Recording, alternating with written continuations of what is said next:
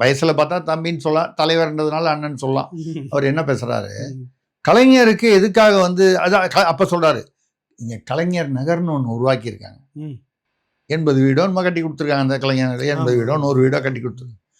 இது வீடு கட்டி கொடுத்தா மட்டும் போகாது, கலைஞர் நகர்னு பெயர் மட்டும் வச்சா போதாது.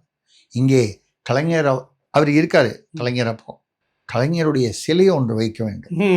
அந்த சிலையை நானும் இங்கே இருந்து பார்த்து ரசிக்க வேண்டும். அப்போ மட்டும் அது ஊராமுட்டு பணம் இல்லையா? அப்போ மட்டும் அது இன்னைக்கு என்ன சொல்றாரு 2026ல, அது எப்படி நம்ம வந்து பேனாவுக்கு சிலை வைக்கிறத நம்ம கூட கேட்போம்.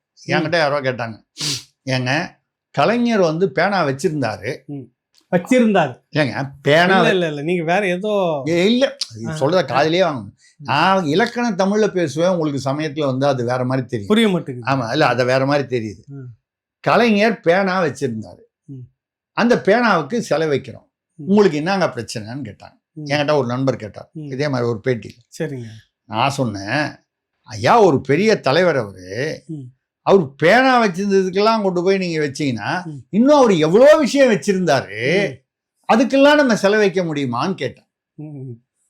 நான் எவ்வளோ விஷயம்னு சொன்னது வந்து பேனா வச்சிருந்தாரு, ஒண்ணுமே புத்தகம் வச்சிருந்தாரு, நான் எதனா சொன்னேங்களா, ஒரு பெஞ்ச் மாதிரி வச்சிருந்தாரு, நான் எதனா சொன்னேங்களா, ஒரு பனியன் வச்சிருந்தாரு. நான் அப்படிதான் சொன்னேன். நீங்க உடனே ஏதோ சொப்பன சுந்தரி மாதிரி ஏதோ சொல்றனாக்கான்னு நினைச்சுக்கிட்டு நீங்க பாட்டில வந்து எதுவுமே குறுக்கடி இல்லைங்களா, உங்களை ஒன்றும் கேட்கவே இல்ல. நீங்க உங்களுடைய கள்ள மௌனம் வந்து எனக்கு வந்து கொஞ்சம் வித்தியாசமா படுது.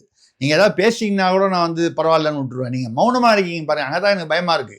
நான் சொல்றது வந்து நீங்க வந்து நான் சொல்றது கலைஞர் வச்சிருந்தது எல்லாத்துக்குமே செலவச்சா கட்டுப்படி ஆகுமா? தமிழ்நாட்டு 45,000 கோடிக்கு மேல தமிழ்நாட்டில் டெபிசிட் ஃபினான்சிங், அதாவது பற்றாக்குறை பொருளாதாரம். இதுல வந்து நம்ம வந்து அந்த மாதிரி வந்து எல்லாத்துக்கும் வச்சுக்கணும்னா நிறைய வரும். நான் சொல்றது வந்து பொருட்கள், பேனா வச்சிருக்காரு, அது மாதிரி எவ்வளோ வச்சிருக்காரு, ஒரு பெஞ்ச், நம்ம மற்ற பொருட்கள் தான் சொல்றோம், வேற நிறைய புத்தகங்கள் வச்சிருப்பாரு. நம்ம பொருட்களை பத்தி சொல்றோம். அதனால வந்து அப்படின்னு சொல்லி சொன்னோம். இப்படி அன்னைக்கு 2010 கலைஞருக்கு வந்து சிலை அப்படின்னு சொல்றோம் பேசுறாரு விஜய் வந்து இன்னைக்கு பேசுறாரு. அரசியல்வாதியா ஆயிட்டாரா இல்லீங்களா அவர்? அதனால வந்துட்டாரு அவரு.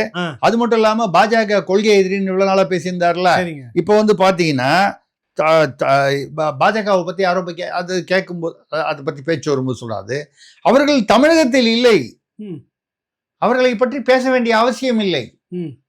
ஏனென்றால் நான் சிபிஐக்கு போன போது அங்கே அவர்களை பற்றி பேச வேண்டியதில்லை.